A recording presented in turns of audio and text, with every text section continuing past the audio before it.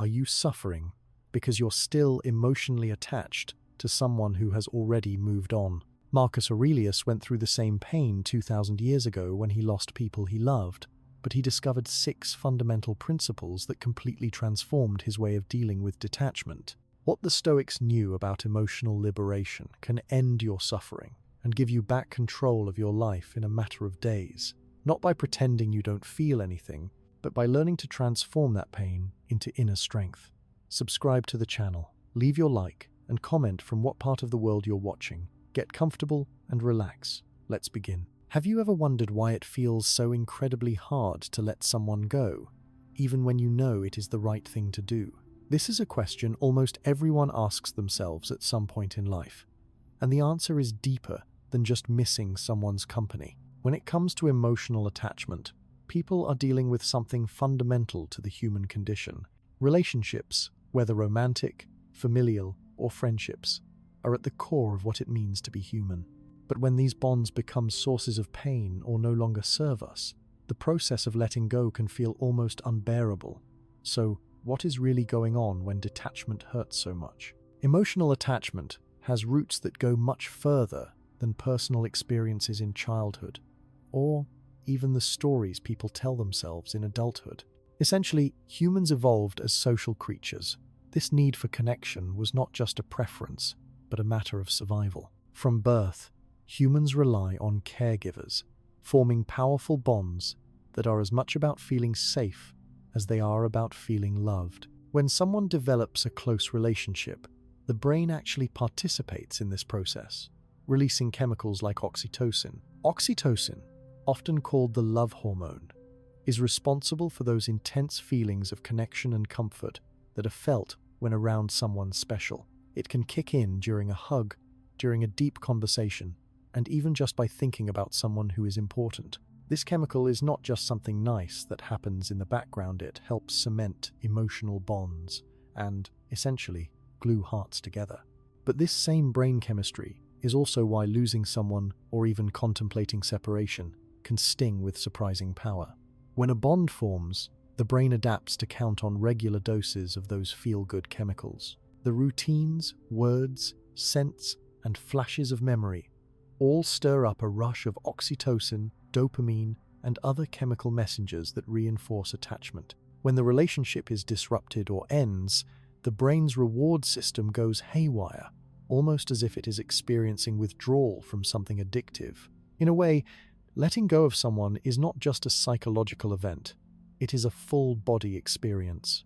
There is a very real physiological response, with the mind and body both reacting to the loss. This is part of the reason why breakups, grief, or even the cooling of a close friendship can feel physically painful. It is not uncommon to experience changes in appetite, trouble sleeping, or even aches and pains during times of emotional separation. Understanding this, it is important to recognize that the pain one feels in letting go is absolutely legitimate. Many people add to their own suffering by thinking that they should just get over it, as if cutting ties with someone should be as simple as flipping a switch. But acknowledging the chemical and biological dimensions of emotional attachment is the first step towards self-compassion. It is rational to hurt when letting go, just as it is rational to seek out bonds in the first place. In fact, Stoic philosophers like Marcus Aurelius and Seneca wrote at length about the agony of loss, never pretending that it was something people could simply ignore. Instead, their advice was to meet the pain head-on, understanding where it comes from, and accepting that it is part of what makes humans, well, human. So, acknowledging the legitimacy of the pain is actually a crucial starting point for anyone aiming to emotionally detach in a healthy way. Detachment is not about denying or suppressing the hurt. It is about recognizing that this pain is a natural outcome of how deeply people can connect with others. If someone feels sadness, anger, or anxiety during a period of emotional letdown or breakup, it does not mean they are weak or lacking in willpower. It is the body and mind working in tandem, doing what they have always been designed to do. The reality is, attachments are not simply choices, they are responses to deep-seated needs. All of this can spark another question. If emotional pain is so natural and hardwired, Why do people put themselves through it over and over? The truth is, emotional attachments are not just about surviving together, but about thriving together. Friendships and romances, even the ones that do not last, offer priceless opportunities for support, learning, play, and happiness. When people bond, they do not just exchange words or share meals. They build entire worlds inside each other's minds. They create shared memories, private jokes, and sometimes entire versions of themselves that only come alive in the presence of another person. Losing those shared worlds can make the experience of loss feel even sharper. During detachment, it is not just the person someone misses, but the version of themselves that was created or discovered with that person. In addition to brain chemistry and shared histories, there is another layer that makes emotional attachment powerful: the deep sense of belonging and identity that comes from important relationships. Throughout life, people are searching for evidence that they matter, that they are seen and valued. Relationships provide mirrors, reflecting back a sense of worth. When someone important leaves, it can suddenly feel like a piece of that mirror is missing, leaving behind questions about value, attractiveness, or purpose. For this reason, detachment is not only painful physically and emotionally, but also existentially. It forces a reckoning with who a person is apart from the attachments they have formed. Marcus Aurelius and other practitioners of Stoic philosophy were acutely aware of these layers. Their advice was not a set of cold instructions to just move on. Rather, they encouraged honest reflection on why letting go is so very difficult, and why the process takes time. For example, Marcus Aurelius wrote in his journal what is now known as Meditations about the expectations people develop in relationships and the disappointment faced when life inevitably takes a turn. He observed that it is perfectly reasonable to care, to build routines around others, and to feel grief when those routines collapse.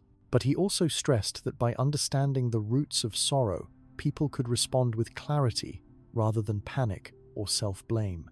This brings up an important reality about the loss and why it lingers. When people become attached, they are not only connecting to another's presence, but to the future they imagined together.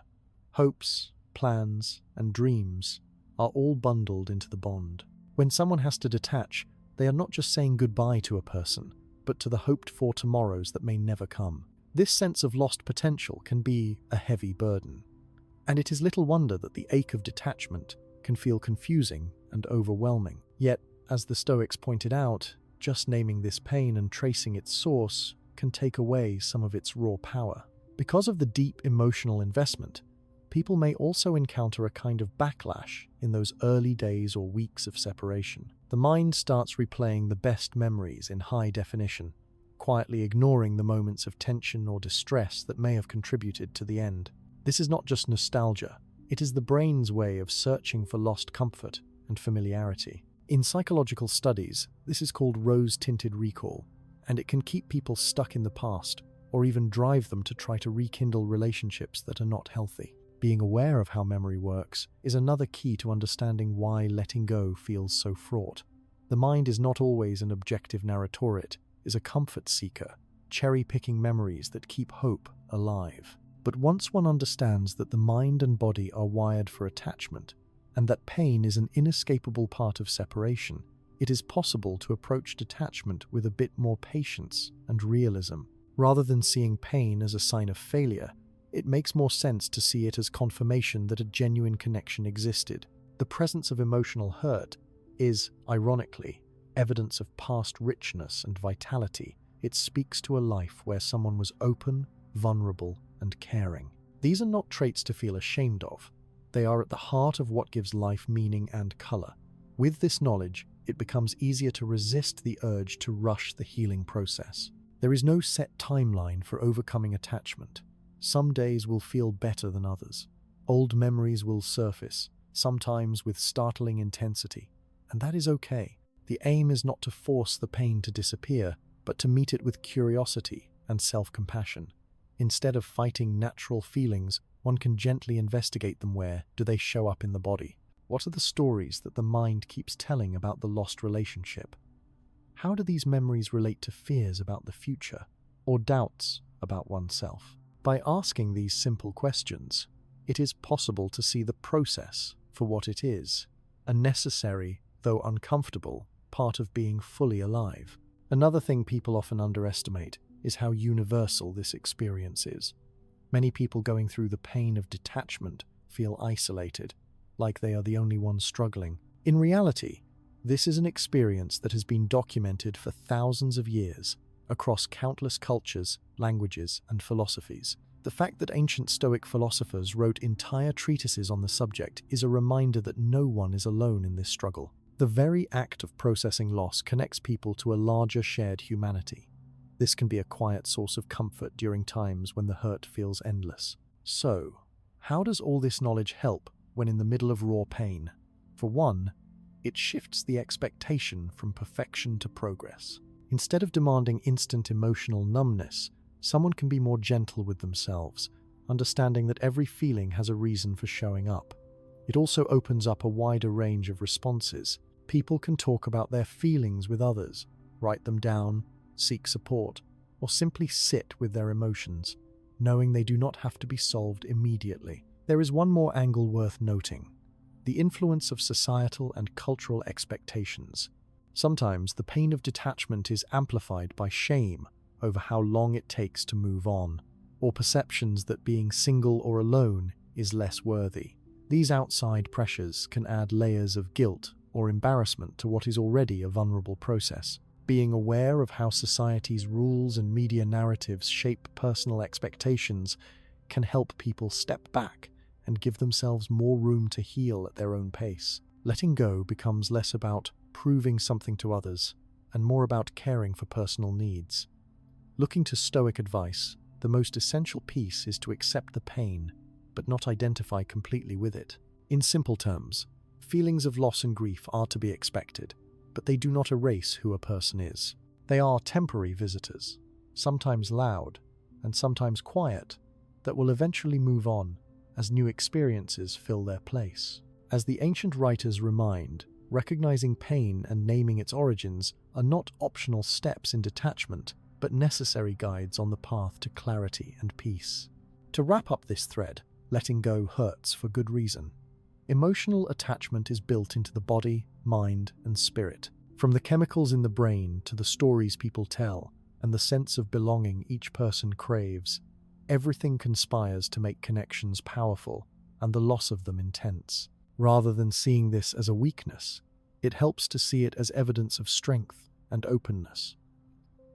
Understanding this nature of why behind the pain creates a foundation for healing. With patience, kindness, and honest self-reflection, the process of emotional detachment becomes not just bearable, but a profound moment of growth. And above all, it makes space for new connections and opportunities, reminding everyone that life, though full of loss, is just as full of new beginnings. Have you ever found yourself asking why relationships are never permanent? Why people come and go no matter how much we wish they would stay? This is a reality that hits hard, sometimes in unexpected moments, and it's something every person has to face at some stage in life. Facing the impermanence of relationships is one of the cornerstones of Stoic wisdom, and it sounds simple enough when you hear it, but living it is a completely different matter. Still, if you take a closer look, there is a lot to be learned and even a little bit of freedom to be found when you accept this idea fully. First off, life has never worked as if it owes anyone permanence. From the beginning, everything around us changes. Your first best friend from childhood is likely not the person you talk to on the phone today, and classmates who were once essential parts of daily life became memories when graduation happened. Workplaces, cities, families, even the people standing by your side right now, all those connections are built within a world that is constantly shifting. Think about it. The friends you relied on 5 or 10 years ago might have drifted away. New friends entered the picture. Relationships and priorities adjusted, sometimes in big moments, other times so quietly you barely noticed. So, when Marcus Aurelius and the other Stoics talk about impermanence, they aren't just making a philosophical point, they're pointing out what's been true for as long as people have kept track of time. The sooner people accept that everything is in motion, the more prepared they become for whatever happens next. But there's something else going on too. When you care about someone, whether as a partner, friend, or family member, There's part of you that just wants that feeling to be safe forever. It's natural. Most people don't want to believe that one day a relationship might change or even end. It's a kind of emotional insurance against the unknown. But reality doesn't work that way. And this is where accepting transience comes in. Instead of pretending things will always stay the same, recognizing they will change allows you to actually enjoy what you have more fully. You stop clinging and start living in the moments that matter. It's important to explain that accepting impermanence doesn't mean you care less for the people in your life. Some think the Stoic idea is cold, like you're supposed to be distant, or love half-heartedly, just in case things fall apart. That's not the aim at all. When you accept that every connection is naturally limited by time and circumstance, you're free to appreciate people as they are, in the present. You realize every conversation could be the last. Every hug, every shared joke, every late-night phone call, they all become a bit more meaningful because you know they won't last forever. This mindset doesn't diminish love. It heightens gratitude. There are plenty of examples from daily life that show how hard it is for people to accept this truth.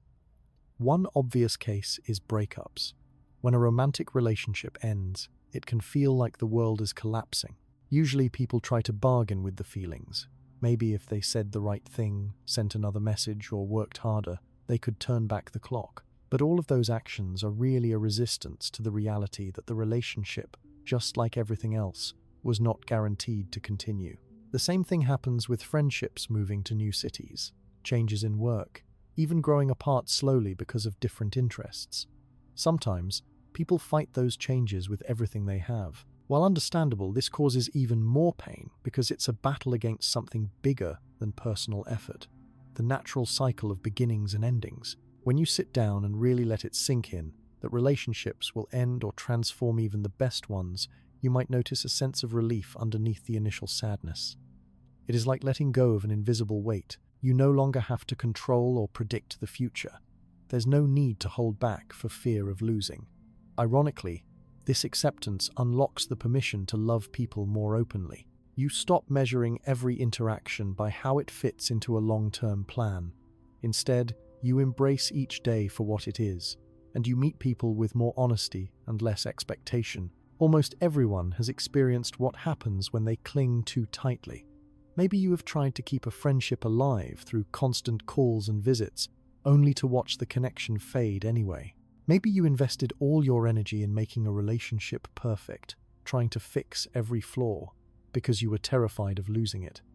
And yet, even with all that effort, things changed. Clinging produces exhaustion, not security. A better way, according to Stoic ideas, is to give fully from the heart, but to do so with the understanding that you can't freeze any relationship in time. This idea shows up not only in romantic or friendly relationships, but also in family ties. People change. Parents grow older. Children become adults. Siblings move apart, or start families of their own. Even if they love each other, life's forces distance, illness, accidents, or simple busy schedules pull people in different directions. Accepting this doesn't mean failing to value those family bonds. Quite the opposite. When you accept the shifting nature of time, you realize those phone calls, family dinners, and inside jokes are all special because they aren't promised forever. Marcus Aurelius wrote about the fragile nature of relationships and life itself by encouraging people to appreciate what they have while it lasts. Instead of ignoring change, he suggested seeing it as the one certainty in a world where nothing is guaranteed. This advice wasn't about pushing feelings away or acting tough. It was about being brave enough to see reality clearly, so you can love more completely in the moments you are given. The trick is to see this not as a reason to despair, but as a reason to live better. Another thing that happens when people accept the transience of all relationships is that they build emotional resilience. When you stop expecting constant stability, you become less shaken by routine ups and downs. Arguments, misunderstandings, even distance or loss, they don't knock you off balance as easily. You learn how to carry both love and loss at the same time. This doesn't make you cold. It makes you strong. You trust yourself to handle change, whatever form it takes. This way of thinking helps during the toughest situations. like losing someone to death or seeing an important relationship end unexpectedly. Grieving is natural and necessary, but the pain softens a little bit when you remember nothing was ever meant to last forever. That isn't a flaw or a failure. It's simply the price of being human. You cannot control the clock, but you can control how you spend the minutes. Accepting impermanence makes it easier to say thank you for what was, instead of just mourning what's gone. Sometimes it is tempting to want to predict or control the future of every connection. People want to know if friendships will stay solid or if partners will always be there. But the truth is, there are just too many factors outside anyone's control. People change jobs, move to new cities, develop new interests, or go through stages that alter their priorities. If someone holds too tightly to the idea that nothing should ever change, they end up fighting a battle they can't win. That kind of stubbornness doesn't stop loss, it just builds disappointment and even resentment when life moves on. Instead, there is value in learning to flow with the rhythm of change. You don't have to like every shift, but you can recognize that every ending is also a beginning in disguise. Friendships that drift apart make room for new connections. Relationships that end create space for self-discovery. Sometimes the most meaningful periods of personal growth come right after the loss of an important relationship. These transitions are part of life's larger pattern, whether we resist them or not. Acceptance also helps with forgiveness of ourselves and others. When you understand that every relationship is subject to change, it's easier to let go of guilt about growing apart or of resentment when others seem to move on faster than you do. You realize everyone is just trying their best while navigating the uncertainty of time. This attitude leaves less room for blame and more for wishing well, for yourself and those whose paths once joined yours. Relationships come into focus through the lens of impermanence. Suddenly you notice details you might have missed if you thought everything would last forever. You listen more deeply. You apologize sooner. You go out of your way to be present, to show up, to tell people you care while you have the chance. This isn't morbid or sad. It's a strategy for a more connected and meaningful life. Appreciation becomes a practice, not just a random feeling. People often wonder if it is possible to accept impermanence without becoming cynical or indifferent. The answer is yes. Stoic wisdom doesn't ask people to stop caring or to expect the worst. It just means facing the truth head-on, without the usual tricks the mind plays to avoid sadness. You care just as much, but with your eyes open. You love fully, while staying aware of time's movement. The people who manage to practice this find that they have fewer regrets, and that the relationships they keep are genuinely richer because they are not built on denial or wishful thinking. It can feel overwhelming at first, coming to terms with the idea that relationships will always change or end. But over time, practicing this acceptance gets easier. With every transition, you find yourself less rocked by the waves. New arrivals and departures don't feel as threatening. You start to discover a sense of peace in the flow, rather than panic about what might go wrong. You become grounded in the knowledge that you've navigated change before, and you'll do it again. Knowing this, people can show up in relationships with more honesty. They can admit when something isn't working, say what needs to be said, or let go when it's time, without all the extra burden of trying to keep things fixed in place. This authenticity improves relationships while they last, and brings closure and comfort when it's time to move on. There's also a practical side to this wisdom. When someone understands relationships are not permanent, they stop taking others for granted. It becomes second nature to check in with friends, to make time for those you love, to resolve conflicts sooner, and to share gratitude more often. There's less space for petty arguments or long silences over misunderstandings, because the awareness of limited time keeps things in perspective. It stops people from putting off kindness or waiting until it's too late to speak what's in their hearts. One result is that people actually grow in empathy through accepting impermanence. Every person is dealing with their own shifting network of relationships, facing their own goodbyes and hellos. When you realize this, it's easier to be patient with others' quirks and mistakes. You recognize that everyone is trying to make the most of their connections, even if it doesn't always look perfect from the outside. This awareness creates space for generosity, understanding, and forgiveness. Another effect is the ability to let go lightly, as some call it. Instead of making every ending feel like a failure or a sign that something went wrong, you learn to let things end without bitterness. Not every friendship is meant to last a lifetime. Not every romantic partnership needs to become a permanent fixture. When someone leaves your life, it doesn't mean the relationship was a waste. It just means that chapter naturally closed. Honoring what was, appreciating the good, and moving forward without carrying heavy emotional luggage is a skill that develops over time, and it's rooted in this acceptance of impermanence. This perspective doesn't leave a person empty or detached. If anything, it opens up new possibilities for connection. When you are not hung up on holding tight, you're more flexible and open to new people and experiences. You have energy to put into relationships that are alive here and now, instead of losing sleep over what's fading or gone. This allows you to build a life that is both richer in relationships and stronger in resilience, because you're not wasting energy fighting the natural current of life. Also, accepting impermanence allows someone to deal better with their own changes. We all grow and shift inside, not just in our relationships with others. Tastes, values, dreams, they morph over months and years.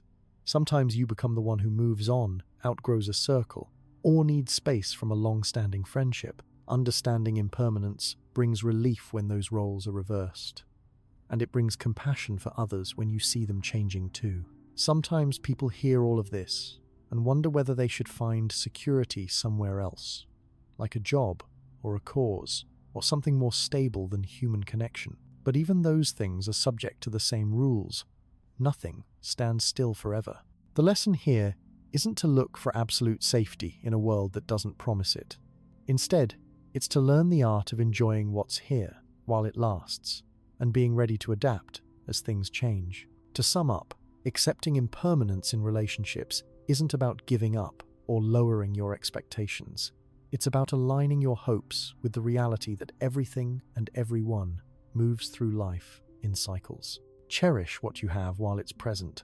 Accept that things may change tomorrow, and you'll find a deeper, lighter kind of happiness. Love becomes more genuine, appreciation deeper, and resilience stronger, all because you've accepted what life has always been quietly teaching.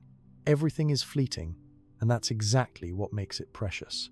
Once someone really settles into the idea that relationships shift and don't last forever, it naturally leads to wondering how to actually handle that from day to day. Letting go of what you care about, whether through a breakup, the end of a friendship, or life just moving people apart, still packs a punch. So it isn't enough to just tell yourself, everything changes. That's where one of the most practical, down-to-earth techniques from Stoic philosophy comes in: negative visualization. The phrase sounds a bit intimidating at first, but it's actually a straightforward way of making your mind stronger and more flexible before challenges even hit. This practice is less about bracing for disaster and more about preparing yourself to appreciate what you have, while building up a kind of emotional muscle for loss. People sometimes call this by an old Latin name, premeditatio malorum, which just means premeditation of evils, but it's not as gloomy as it sounds. It's really about quietly, intentionally imagining that some of the things or people you love the most might not always be there. Most of the time, the mind avoids this kind of thinking. No one sits around daydreaming about losing a close friend or going home to find a favorite pet gone. But Stoics, and many people who practice their ideas today, have found that spending a few moments regularly picturing loss can actually lead to less suffering when change arrives for real. This might sound a little strange, because usually everyone is taught to stay optimistic, to only picture positive outcomes, but only ever focusing on the best-case scenario can leave you completely unprepared when reality takes a different turn, and it often does. Negative visualization helps to even things out. It nudges you to see the full picture by acknowledging that loss is possible at any moment. By practicing this, you get more comfortable with uncertainty, and, in hot moments of stress or sadness, your mind isn't shocked into panic. You've actually visited the feeling before, and some of the sting is taken out of it. So what does negative visualization actually look like in someone's everyday life? You don't have to spend hours sitting cross-legged or following a complicated ritual. It's as simple as taking a few minutes maybe while you drink your morning coffee or walk to work to focus on something or someone you care about and quietly picture your life without them. You don't drown yourself in sadness or spiral into worry. Instead, you just let the ideas settle for a while. If you're thinking about your partner, you might imagine what it would be like if they were not there anymore. If it's your job, your home, your health, or even a favorite routine, you can use this same approach. The mind might protest at first, but if you keep at it gently, it becomes easier. What happens next is sort of surprising. Instead of making you anxious or detached, those few moments of negative visualization usually spark a quick, strong sense of gratitude. Suddenly, the small annoyances and routine frustrations that come with any relationship don't matter as much. Instead of rolling your eyes about your loved one leaving dishes in the sink, you notice, even if just for a moment, how glad you are that they exist at all to share this part of life with you. That little shot of gratitude makes it easier to appreciate people right now, in the ordinary, slightly chaotic flow of real life, instead of only missing them once they're gone. Another major benefit of practicing negative visualization is that, over time, loss doesn't feel so shocking or unfair. Most people are blindsided by grief or disappointment because they haven't practiced holding the possibility of change in their minds. When you do this exercise, loss moves from feeling impossible to being just a very tough, very real part of being human. Instead of struggling to accept a breakup, the death of a loved one, or even smaller losses, like a job ending or a friendship changing, you'll find yourself surprised by your own ability to face the pain without losing your sense of self. Some people might worry that thinking about bad things happening will attract more pain or make you negative in day-to-day life, but research and lived experience say otherwise. In reality, knowing that loss is possible makes time more vivid and valuable. It's a way to be less complacent and more awake to what's good in the present, even with annoyances and minor setbacks. It slows down the mind's tendency to take people or comforts for granted. In a way, it lets you try on loss without being forced to live through it, making it a rehearsal for when tough times actually come. There are endless, real-life ways that negative visualization can be useful outside of philosophy textbooks. Take relationships, for example. Most people run into struggles that lead to arguments, or even silent treatment, over fairly small things. If you pause, just for a few breaths, and picture the person not being around anymore, it becomes harder to stay irritated. The little things, the coffee spill, the offhand comment, the everyday slips don't hold the same weight. Instead of letting anger control your responses, you can reset, enjoy the presence of that person, and avoid regrets. This isn't only about romantic relationships either. It plays out powerfully with family. Parents, siblings, children, all of these connections exist alongside both love and friction. Rather than waiting to feel regret after someone passes away or moves far away, negative visualization gently forces an appreciation for who they are right now, in all their imperfection. It's a reminder to make a call, apologize, forgive, or simply listen a little longer, because nothing is certain. Friendships also benefit from this approach. People change jobs, move cities, or get absorbed into new phases of life. It's easy to assume those connections will always be a message away, but practicing negative visualization makes you hold your friends closer, even if it's just a text or a quick laugh over a shared memory. This approach helps cut through the kind of laziness or forgetfulness that lets relationships go cold without anyone meaning for it to happen.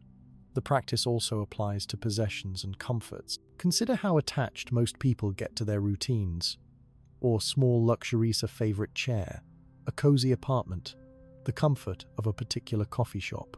Imagining those things being gone stings for a second, but it quickly brings back awareness that you can enjoy them now. People who regularly practice this tend to want less and feel more content because they aren't chasing the next upgrade, but simply enjoying what is there before it's gone. For those who are afraid, negative visualization will make them live in dread or take away their hope.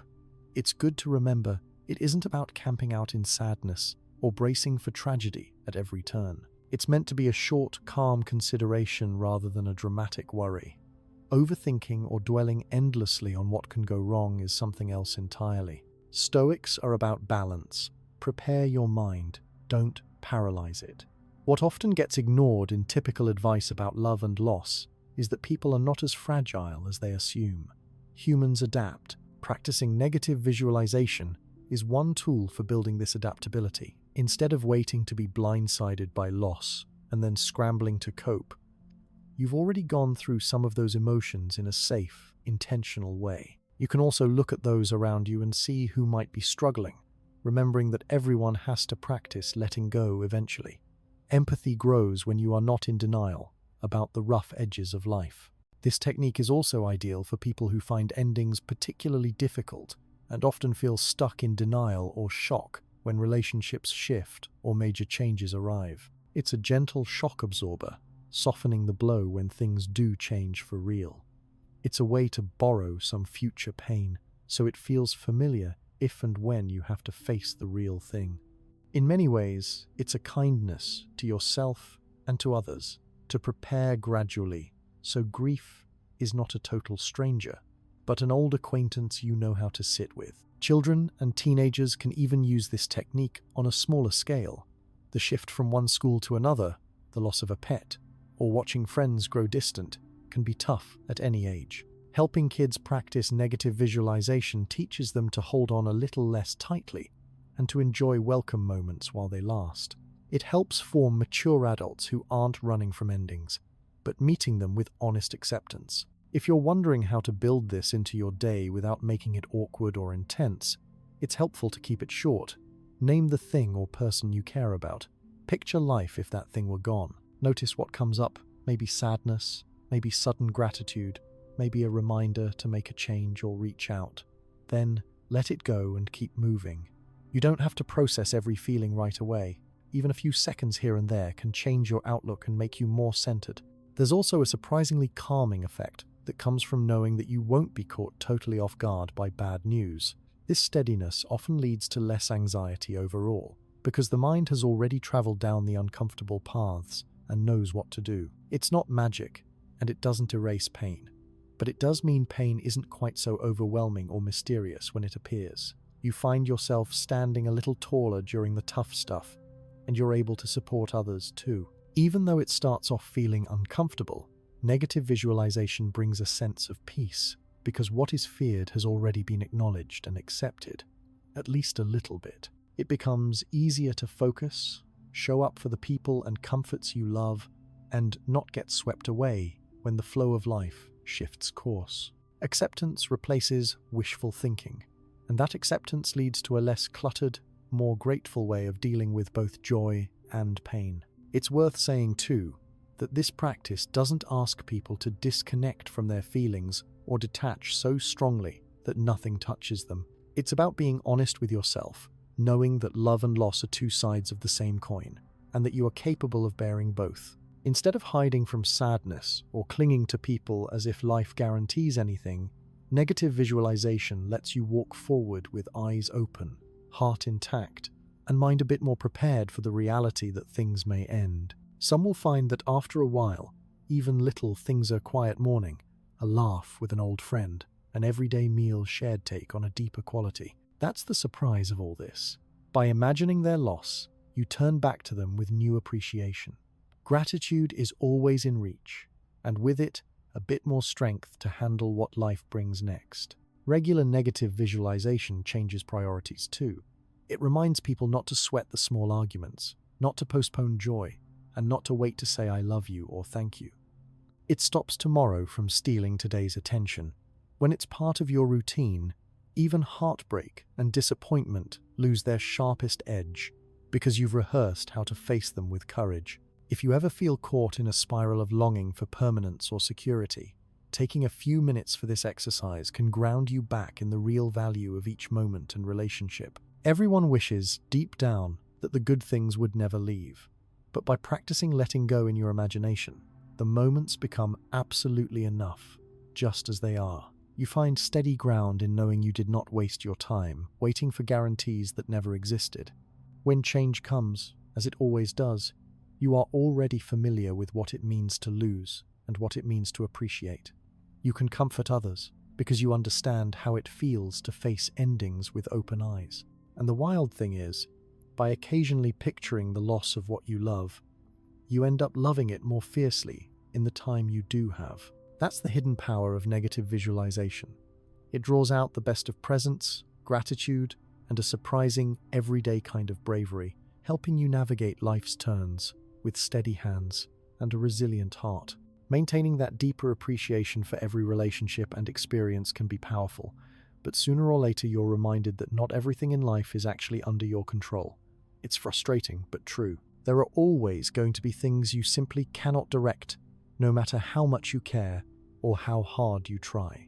This is a reality that needs to be faced squarely, especially when dealing with emotional detachment and saying goodbye to someone important. Knowing this difference between what you can change and what you cannot ends up being a major source of relief and even a little bit of freedom. So much suffering comes from believing you should be able to influence or fix everything that happens in your relationships. People often get caught in a loop, replaying every conversation, every decision, looking for that one perfect thing they could have said or done differently. It's natural to wish you had more influence over outcomes, so imagine if you'd just tried harder, given more of yourself, said the right thing at the right time, then maybe you could have prevented the loss or eased the pain. But life rarely works that way for anyone.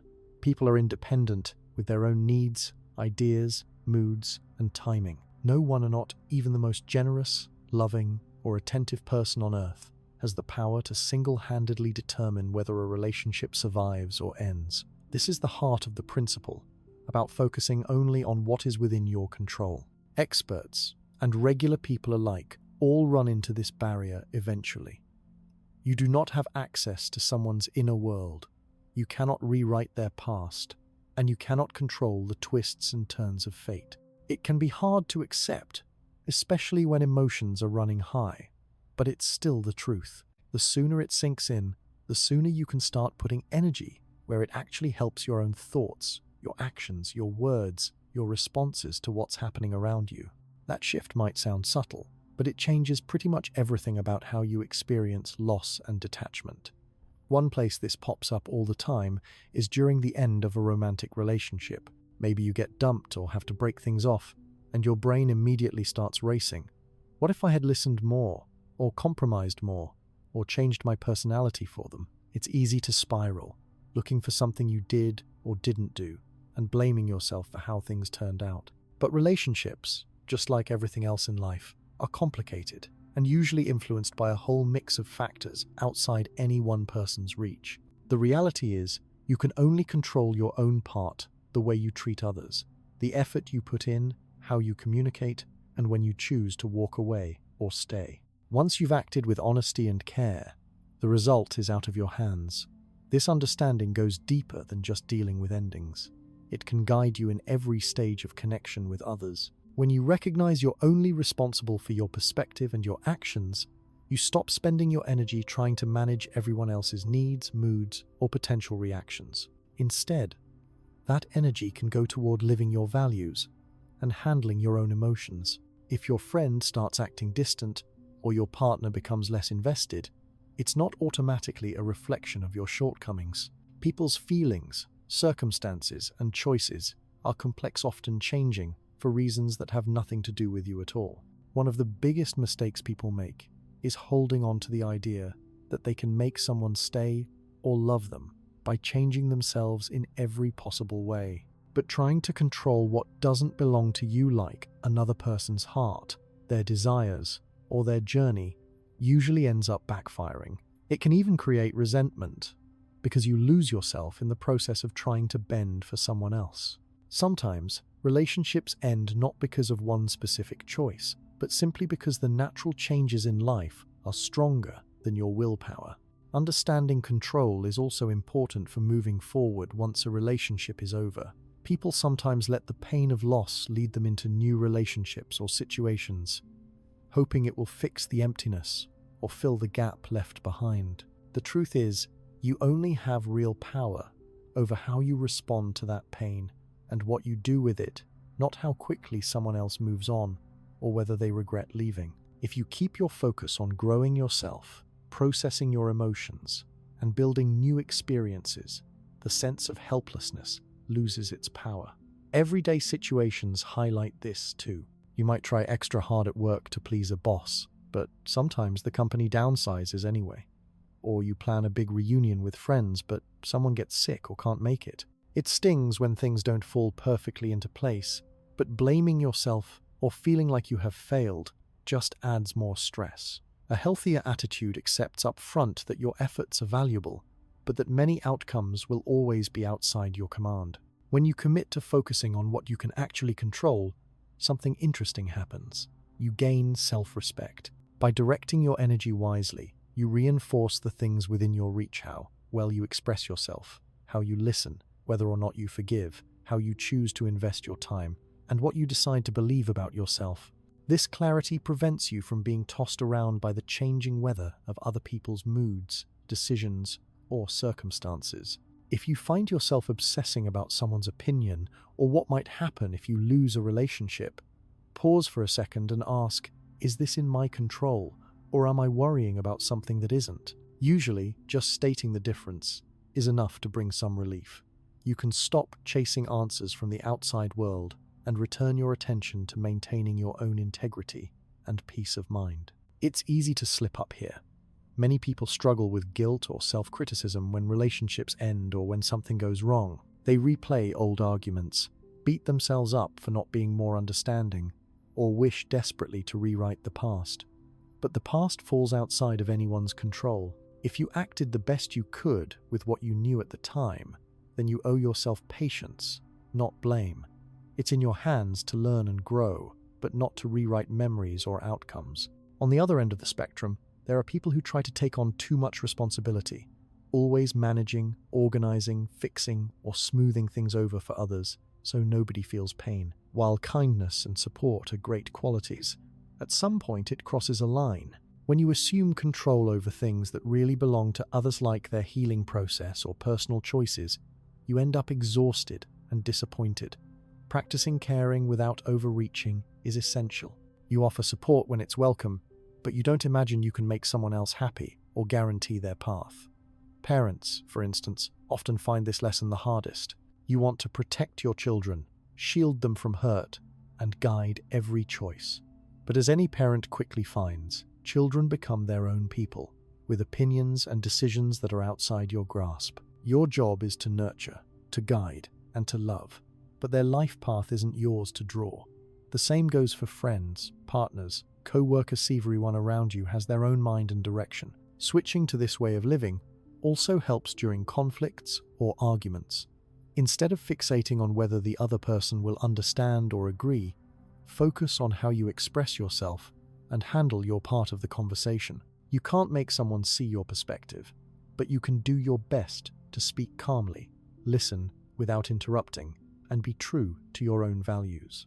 Even if the situation doesn't resolve as you hope, you can still feel confident you managed your side of things with dignity.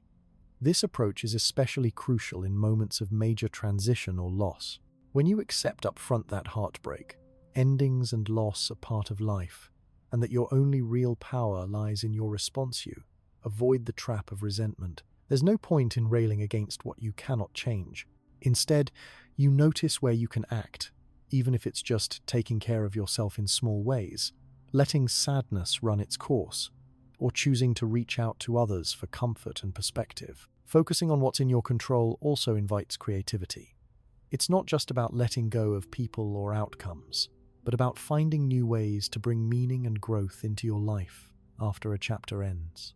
Maybe you decide to spend more time developing a skill, nurturing new friendships, or exploring activities that were set aside before. Each act of choosing reminds you that life keeps moving, and even in pain, there are things you can still shape to your benefit. This mindset does not guarantee you'll never feel disappointed or wish things could have gone differently. That's perfectly normal. Sometimes the only thing left to control is how gently you treat yourself when plans fall apart or when someone leaves that you deeply wanted to stay. Even in your lowest times, you get to decide what narrative you accept about yourself, whether you'll call yourself a failure or simply a human being learning as you go. Bringing this way of thinking into your everyday life can be as simple as pausing when you start feeling overwhelmed and asking yourself what is truly up to you in that situation. If you're anxious about a relationship, write down what is within your hands and what is not. This act alone can reset your thoughts and offer more peace than you'd expect. It's not a shortcut to make pain vanish, but it will help prevent second-guessing your worth or endlessly replaying things beyond your reach. Each day, the focus returns to your own actions, choices, and inner life. When you invest in what belongs to you, the rest won't knock you down as easily, and your core identity grows steadier. Marcus Aurelius spoke often about accepting fate while acting virtuously within your own limits. It's not a philosophy for Stoic heroes of the past, but plain advice for modern life too. The more you practice this direct, honest approach, the less you drain your energy on things you cannot command. This leaves space for a much richer, more present engagement with the world and people right in front of you.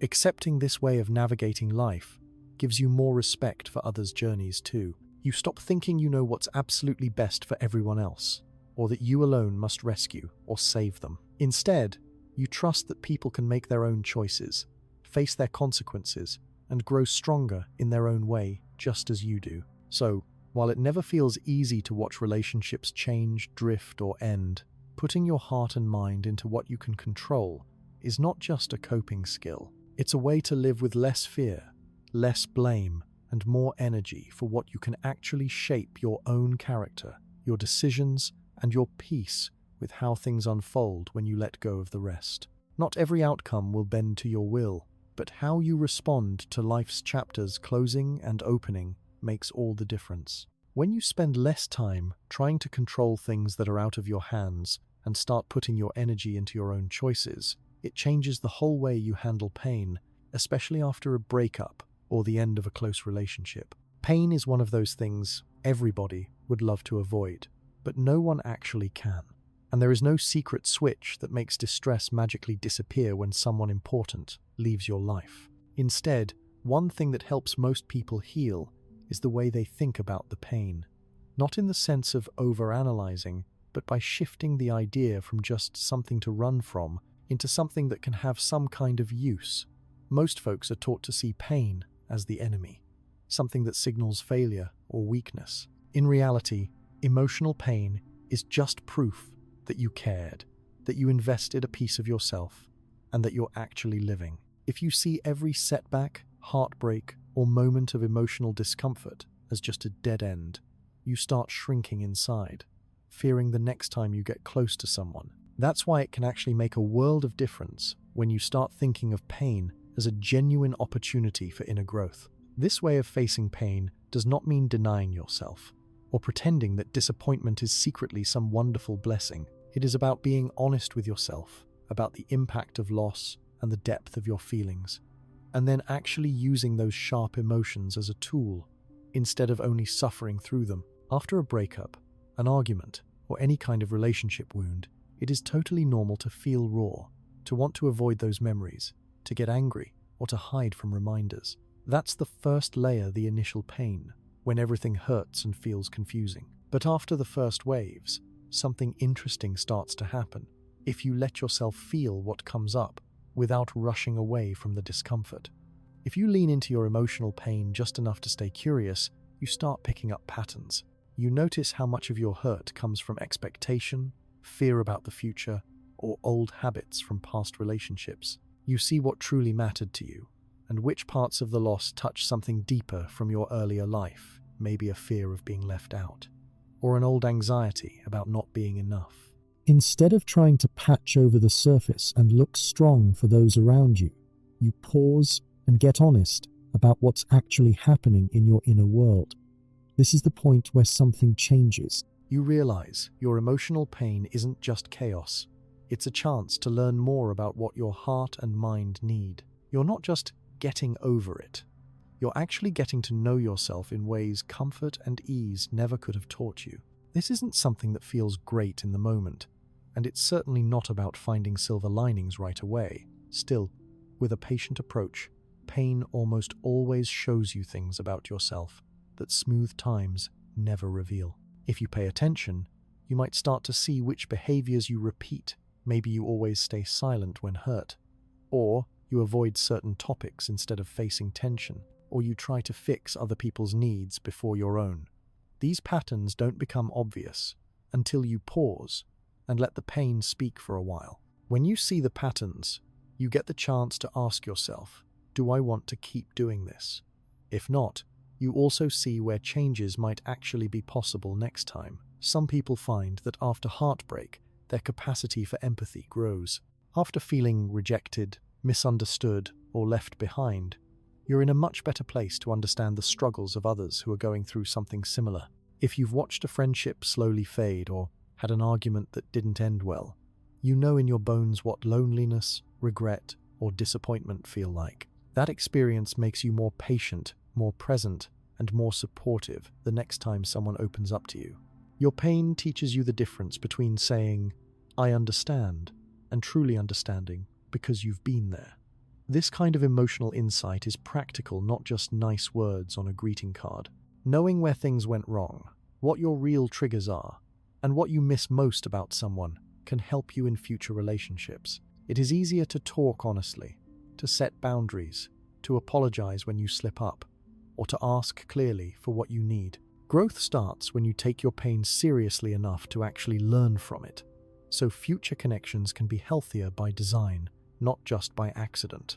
It's also not uncommon for people who have faced tough emotional pain to discover new strengths.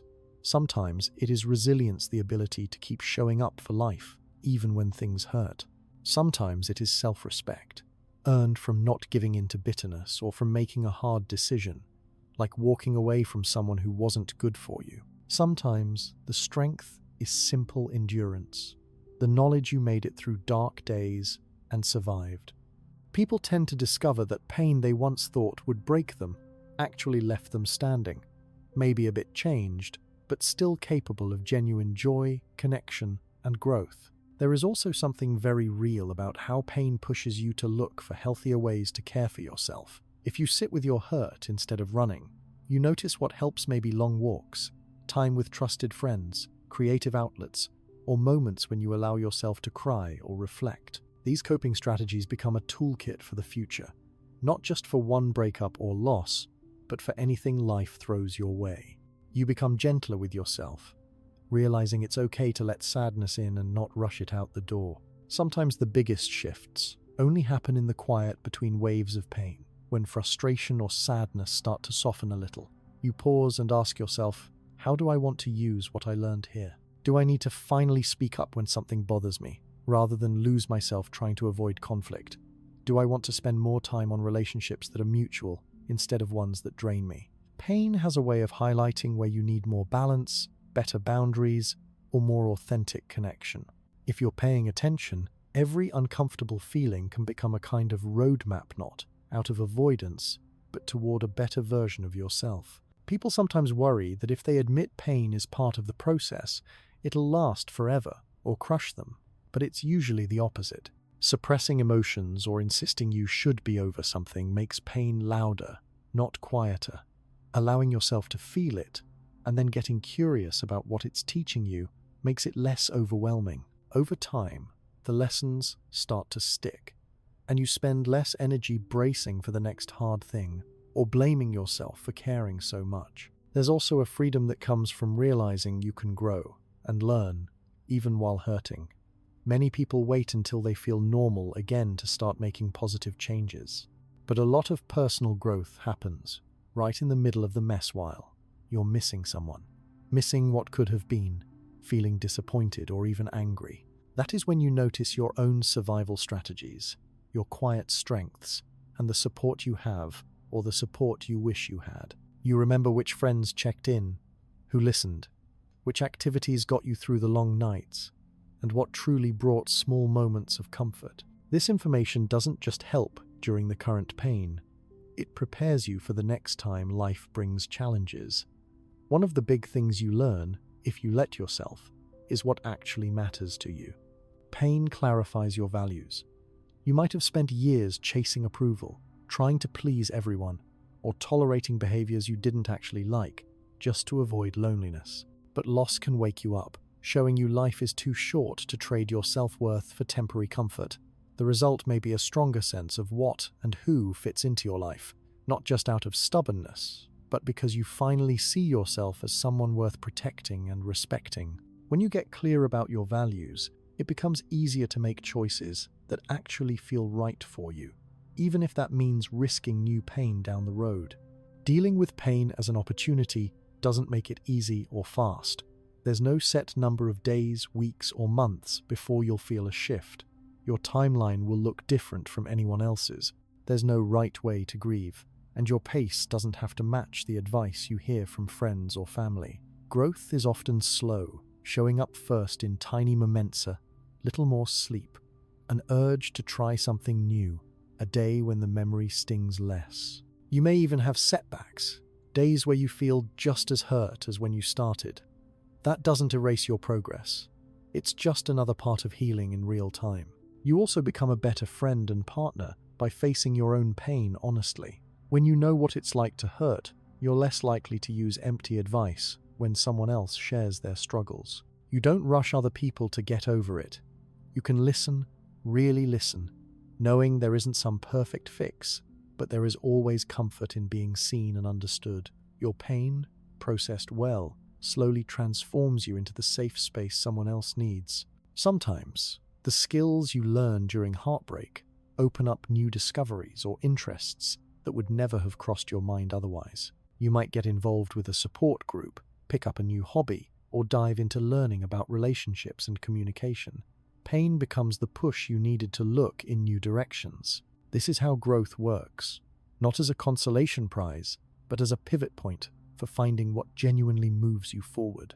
It's important to note that thinking of pain as an opportunity for growth doesn't mean denying that it's real or trying to make every moment inspirational. There are stretches that are just plain tough, days that drag, and times you're tired of learning lessons. That's not failure, it's simply proof you're human. Growth isn't measured by how quickly you bounce back, but by how honestly you deal with what's tough and the small ways you gradually come back to yourself. Self-compassion is at the heart of turning pain into progress.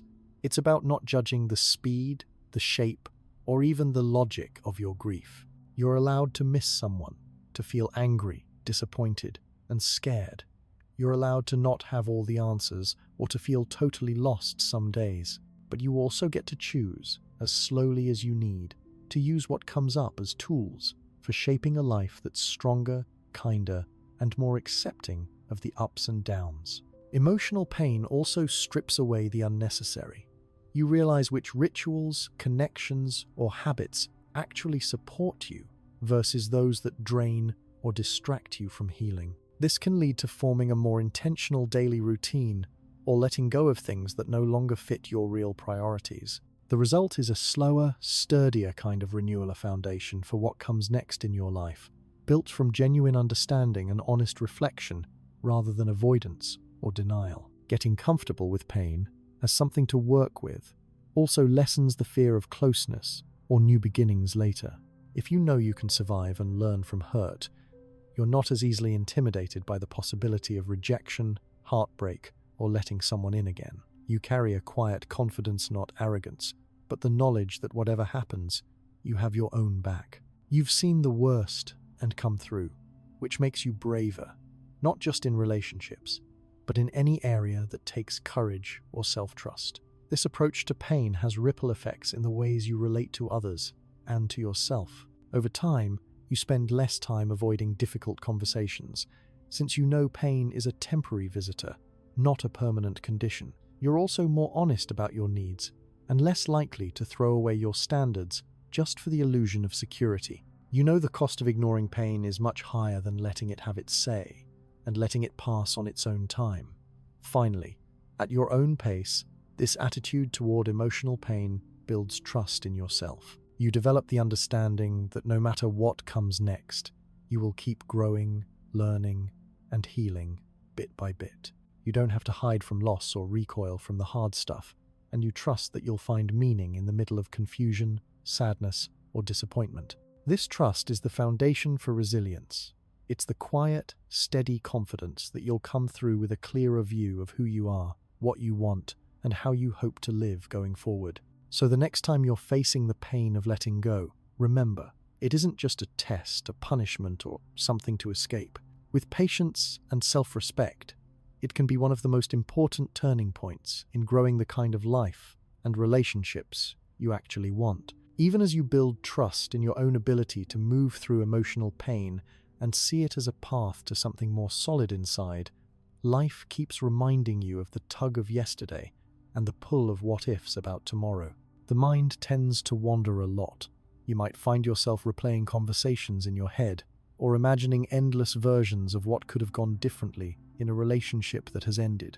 Sometimes, thoughts get stuck on regrets and old happy memories, while other times, you feel anxiety about facing the future without an old friend, a family member, or even a certain familiar routine. What often gets missed in all this, spinning around, is the power and value of being attentive to the present moment. It sounds simple, but learning to focus on what's really happening right now, rather than drifting into the past or rushing ahead to what comes next, can make the journey of letting go a lot less overwhelming. Most people aren't taught how to stay in the present when emotions run high, especially during loss or big changes. The mind's first instinct is to escape into thinking, obsessing, or even numbing out with distractions, just to avoid feeling the bite of sadness or uncertainty. And this makes sense. Those emotions are tough, and reliving old memories feels oddly comforting, like rewatching a favorite movie when you can't sleep. But the more you live in yesterday or tomorrow, the less you're actually living your real life as it happens, moment by moment. Emotional detachment, not in the sense of shutting down, but in the sense of carrying your feelings with honesty, lands a lot easier if you can learn to notice what's right in front of you, instead of being pulled off balance by mental reruns or future worries. One of the realities is that most pain is stored in either memory or anticipation. You replay what hurt or imagine future losses, and both rob your peace right here and now. The practice of present moment awareness is about anchoring your attention back to your senses, what you see, hear, touch, and feel right now. This could mean actually tasting your food instead of eating while lost in thought, listening closely to music instead of letting it become background noise, or noticing the weather outside as you take a walk.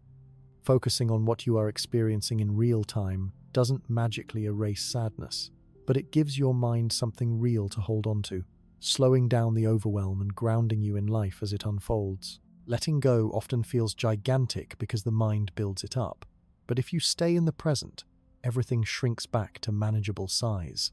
Instead of being crushed by the thought of never seeing that person again, you remind yourself you only need to get through this morning, this task, this conversation. When you're drinking coffee, you actually taste it. When you're at work, you do your job. When you're walking, you feel the ground under your feet. Bit by bit, putting your attention into these tiny things keeps you connected to the world as it is, so that loss doesn't swallow up every moment. What helps even more is practicing a style of mindfulness that isn't about total silence or emptying your mind of thoughts. It's just returning again and again to what is happening right now. Your mind will drift to memories. It will wander into future worries. When you notice, that's the moment to gently pull your attention back, maybe to your breath, maybe to a sound in the room, maybe to the feeling of your hands. This isn't about being a robot.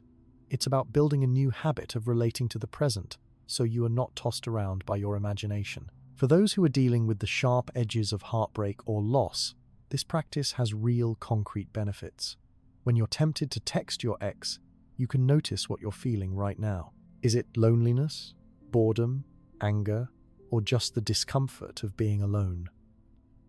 By staying in the present, you name your feeling honestly. When you're tempted to spiral into regrets or dig up every detail of the past, you bring yourself back to what you're actually doing, maybe cooking a meal, maybe folding laundry, maybe even staring out the window. Presence doesn't solve all the problems, but it creates a pause between feeling, thinking, and acting. In that pause, emotions start to lose their grip. There's also a physical side to this. Emotions run wild when the nervous system is hyped up with stress. Present moment awareness naturally slows the rush, calms the body, and signals safety.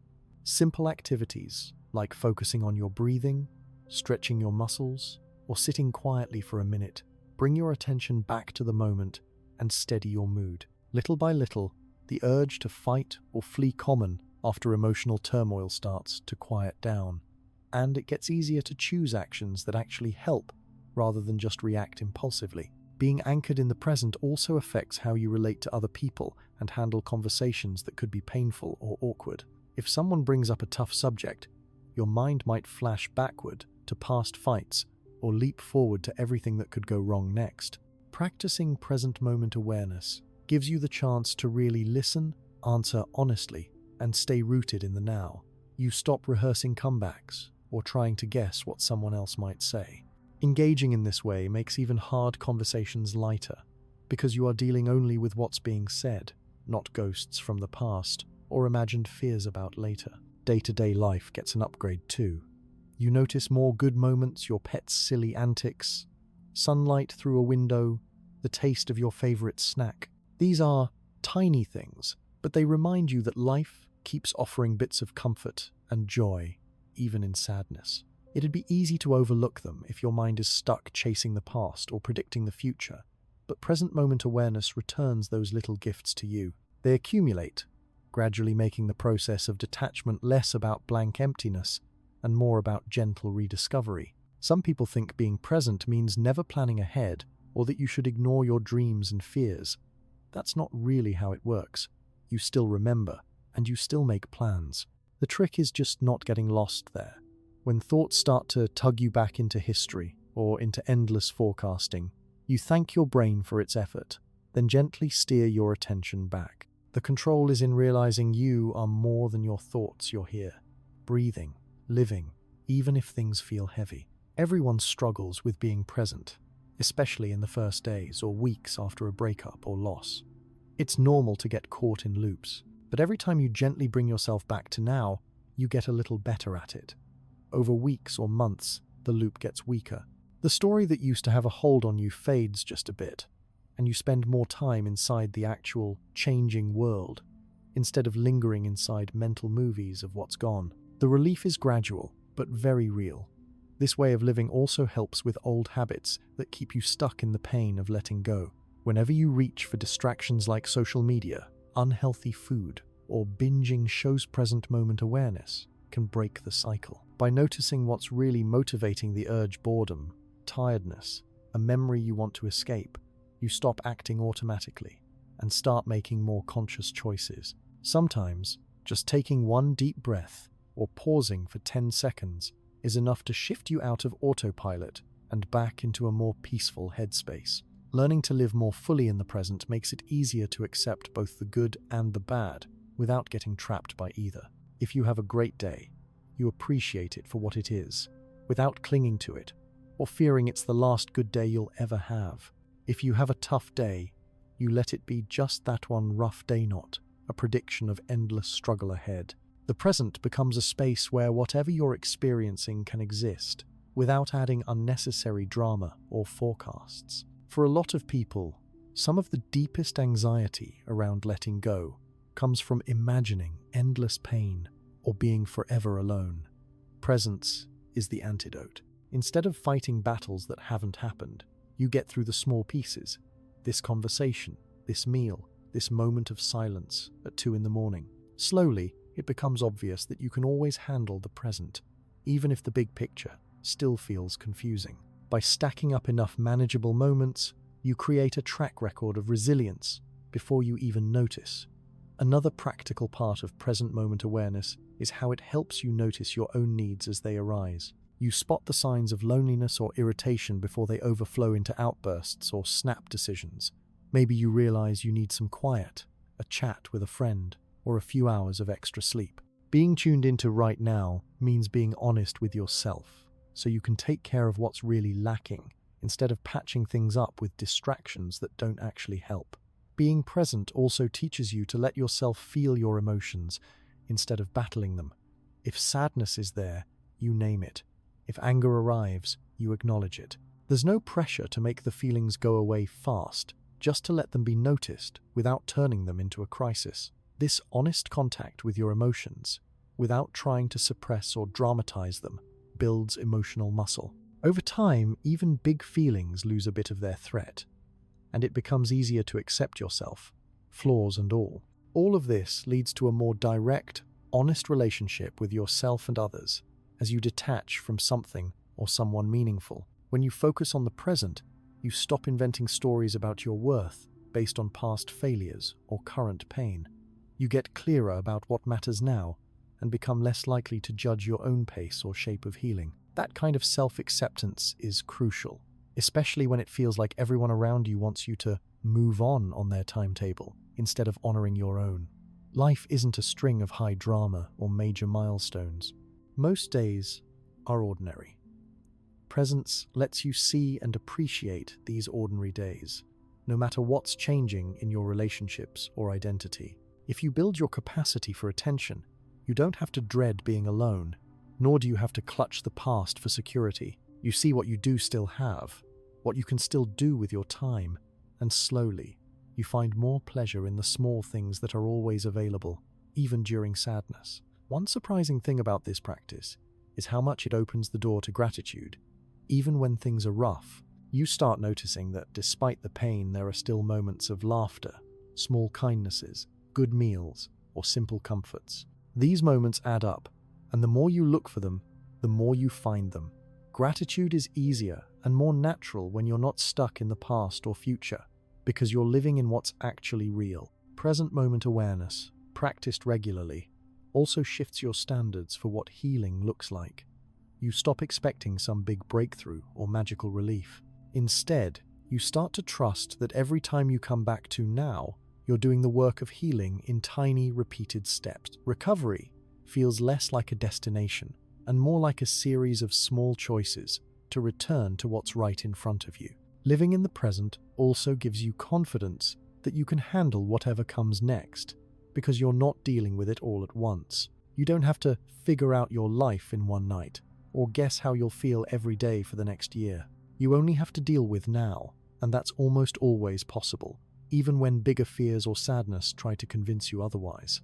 Trusting in this process brings its own sense of safety as you continue to let go. As present moment awareness becomes more natural, you also become kinder to yourself.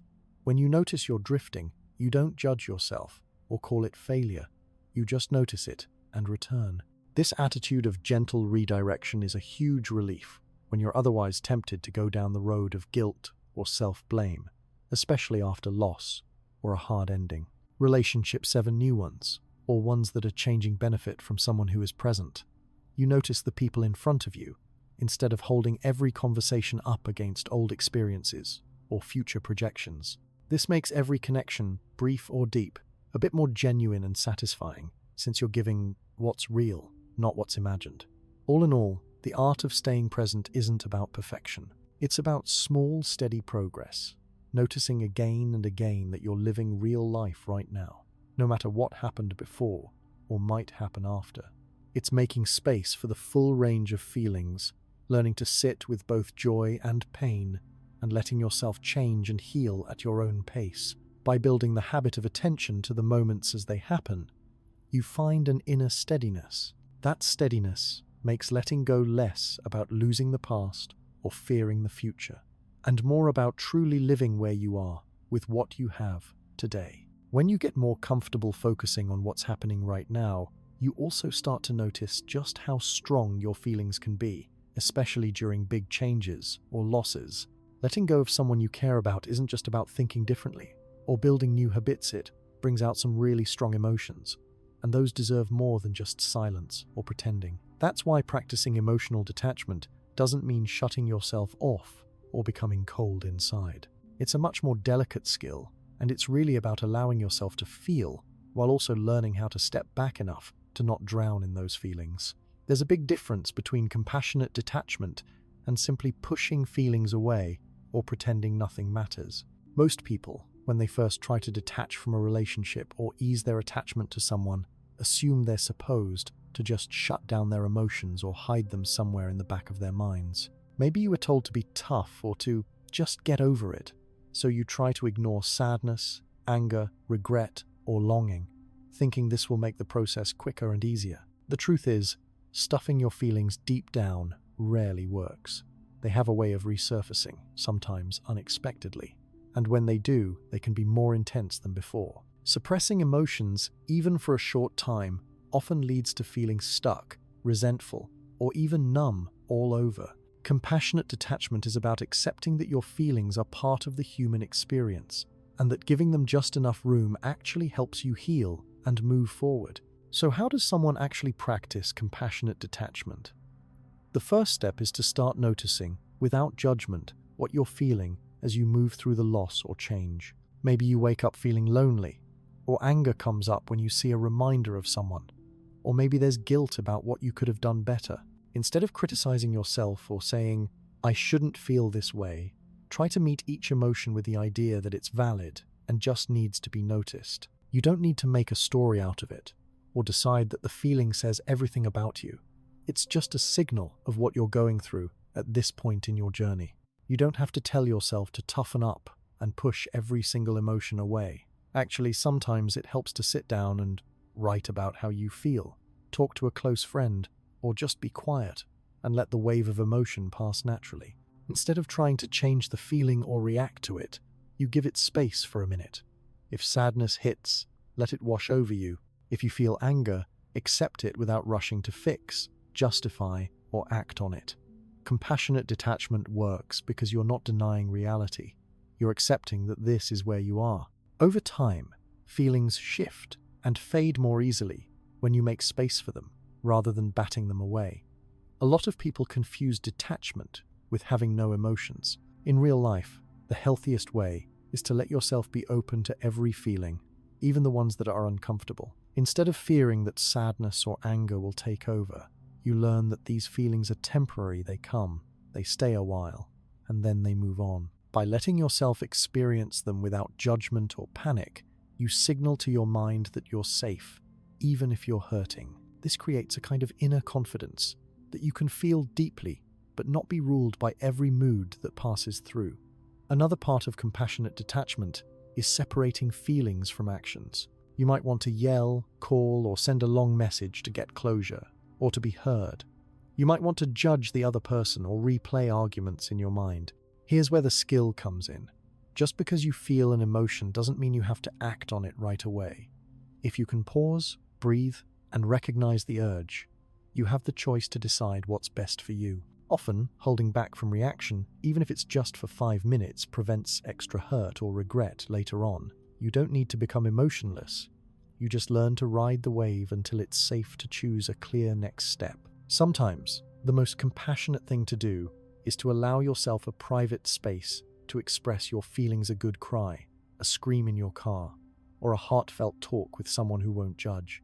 Bottling things up isn't strength, and neither is dumping your emotions on someone who isn't able to hold them.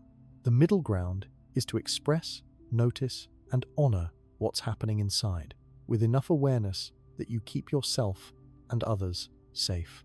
It's about building trust with yourself, that no emotion will last forever, and that you're strong enough to handle them one at a time. This approach also makes you better at recognizing when your emotions come from the past, from old wounds or habits, rather than from the situation in front of you.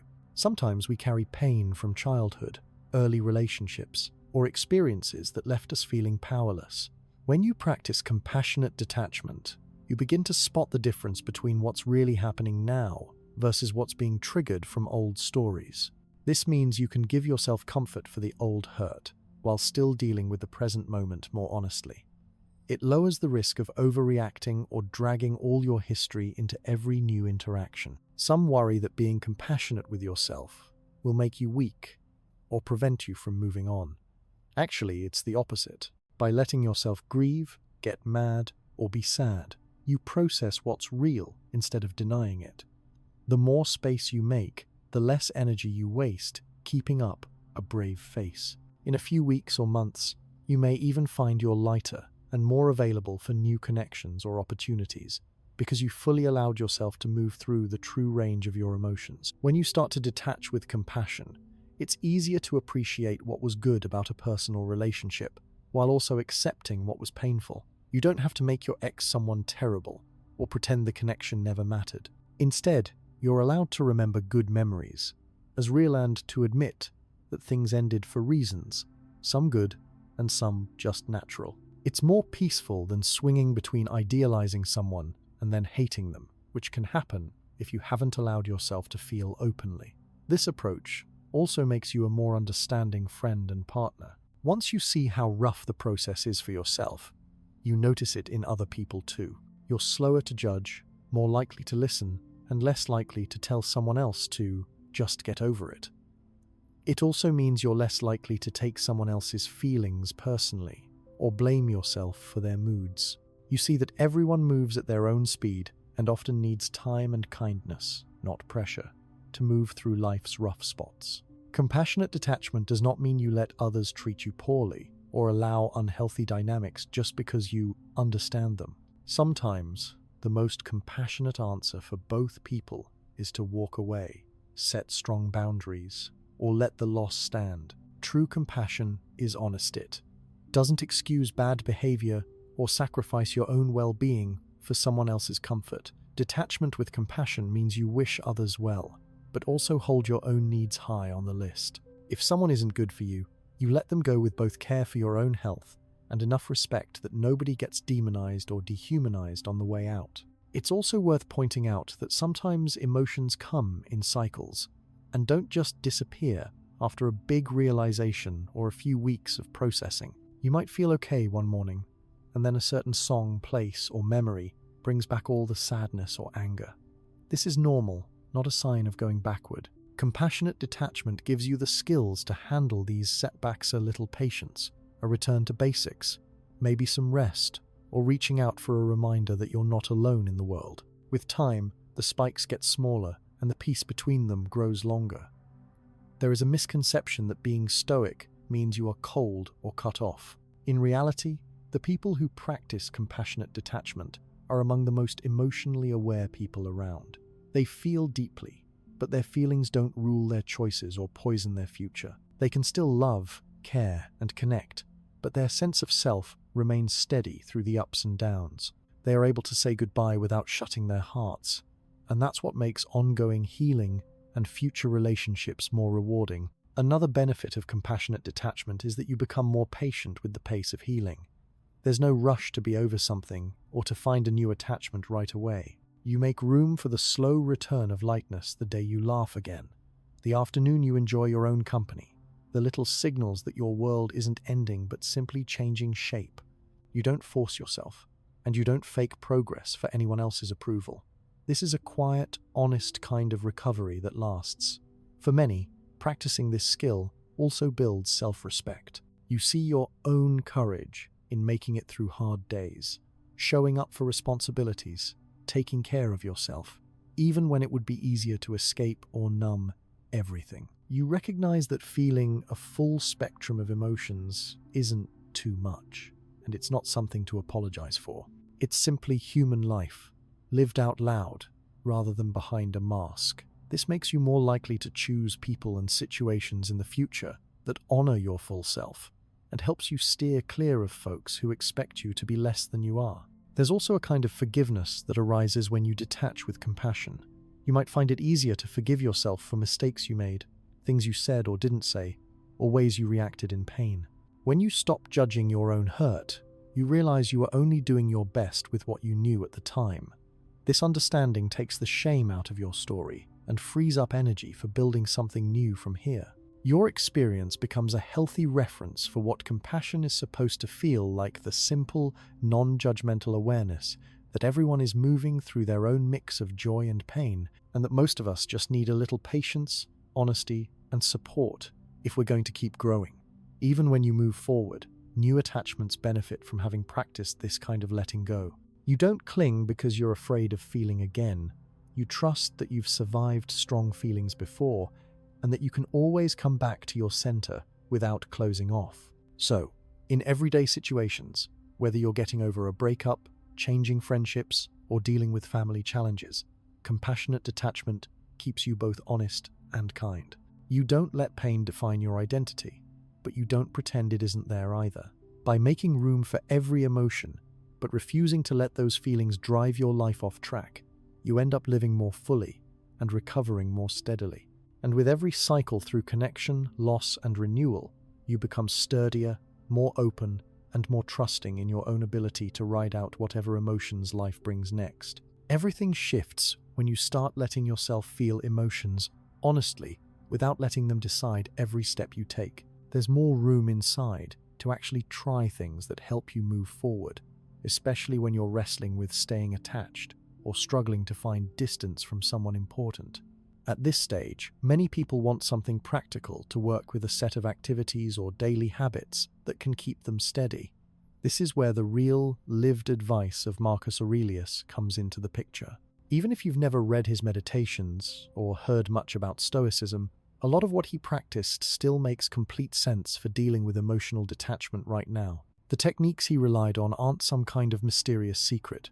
They're easy to adapt for life today, and they can help anyone cultivate more clarity, calm, and perspective during tough emotional changes. One straightforward approach is journaling, a habit Marcus maintained while leading his life as a Roman emperor. When you write down what's going on, your emotions, your doubts, your regrets, it stops all that mental noise from endlessly circling around inside your head. The act of putting pen to paper, or even typing into your phone notes, builds a small buffer between you and your emotions. You get a chance to see thoughts more clearly. Here's what I'm worrying about. Here's what's actually bothering me. Here's what keeps coming back. You might notice patterns you didn't see before, like regrets that show up every night, or blame that pops up in the same way each time. Writing like this isn't about producing a beautiful essay. It's a tool for pulling your feelings out from where they're hiding so you can work with them in the light of day. Most people discover, after a few days or weeks, that their pain feels more manageable when it sits on a page instead of building up inside. Marcus Aurelius also used regular reflection, a kind of quiet review at the start or end of each day. Imagine taking just a few minutes every morning to ask yourself, what's on my mind right now? What am I hoping for or afraid of as the day starts? Or reviewing your day each night. Where did I lose my temper? Where did I handle something with patience? Is there anything I can learn from the way I reacted? This kind of reflection doesn't ask for perfection. It just gives you a gentle ritual to keep checking in with yourself about how you're handling emotional shifts and where you could use a little more patience, honesty, or self-compassion. A few minutes, even 3 or 4 times a week, makes it much easier to track subtle improvements like shorter episodes of rumination, or a bit more confidence dealing with specific triggers. Meditation is another practical exercise inspired by Stoic routines. Marcus didn't have access to modern-day apps or training, but his version was about sitting quietly and bringing his attention back from wandering thoughts again and again. This is something you can do any sitting at your kitchen table, lying in bed, or waiting for your bus. You don't have to clear your mind or become perfectly peaceful. You just watch your thoughts and feelings come and go, noticing them without getting tangled up. Each time you realize you've wandered, and gently bring your attention back to your breath, a sound, or even the feeling of your seat, you're practicing the core skill of detachment, noticing without clinging and not needing to chase after every emotion. Over days and weeks, even 3 to 10 minutes a day, this habit steadily quiets anxiety and reduces the urge to act on every feeling that pops up. Affirmations, or short reminders, are another part of the Stoic toolkit that's easy to bring into daily life. Marcus would write and repeat key ideas like, "You are not disturbed by things, but by your thoughts about things," or, "If it is outside your control, let it go." You don't need to sound formal or use old language. It can be as simple as telling yourself, "This is just a feeling, not a fact," or "I can only change what I do." You can write these reminders on sticky notes, set them as phone backgrounds, or say them out loud when stress pops up. Over time, these affirmations start to work as self-guiding rails, keeping your mind from sliding back into old habits of clinging, overthinking, or self-blame. One thing Marcus Aurelius also modeled is pausing before reacting, which means cultivating a habit of waiting and breathing rather than jumping straight into action. When you're hurt or caught off guard, The reflex can be to fire off a text, seek a confrontation, or numb out with distractions. Instead, try a 3 to 5 breath pause before you reply or decide what to do next. This little gap creates just enough space for your higher judgment to step in, reducing chances of regrets or deepening conflict. Pausing lets you decide, is this really how I want to respond, or am I just acting out of pain? That small break between feeling and doing is a key Stoic practice for any situation, from work to relationships to letting go. Another habit Marcus returned to again and again was keeping problems in perspective, especially when they felt overwhelming. One way to do this involves a short exercise asking yourself, will this matter in 5 days, 5 months, or 5 years? It helps to zoom out from the intensity of your current emotion. Sometimes, what feels like the end of the world today shrinks in importance with a little time or distance. And, on the other hand, things that will really matter, your values, your integrity, your character, come into clearer focus when you take that wider view. This exercise doesn't mean ignoring what's hard, but it does help release some of the stress around minor events and offers clarity for what's truly important. Marcus Aurelius also often practiced what we now call gratitude, focusing on simple sources of goodness, even during tough times. You don't have to be fake or overly cheery, but making a habit out of asking, what's one thing that went all right today? Or, what small thing can I appreciate about myself or my life right now? Helps balance out pain with little moments of stability. You might find gratitude in a good meal, a kind word, or just making it through a hard day. Over time, deliberately noticing these small positives makes your mind less likely to focus endlessly on loss or negative habits, and opens room for actual contentment, even in uncertainty. Another explicit practice is finding value in solitude. Marcus wrote and reflected alone, using that quiet time to regroup, figure out what he wanted to change about himself, and come back to his relationships with more clarity. It's not about isolation or shutting out the world. It's about trusting that periods of being alone can recharge you and reveal more about what actually matters in your life. Creating space for even just a few minutes a day of intentional, non-distracted time with yourself, maybe during a walk, a bath, or before bed, can keep you grounded when everything else feels unstable. One less obvious exercise that tracks straight back to the Stoics is focusing on virtues rather than outcomes.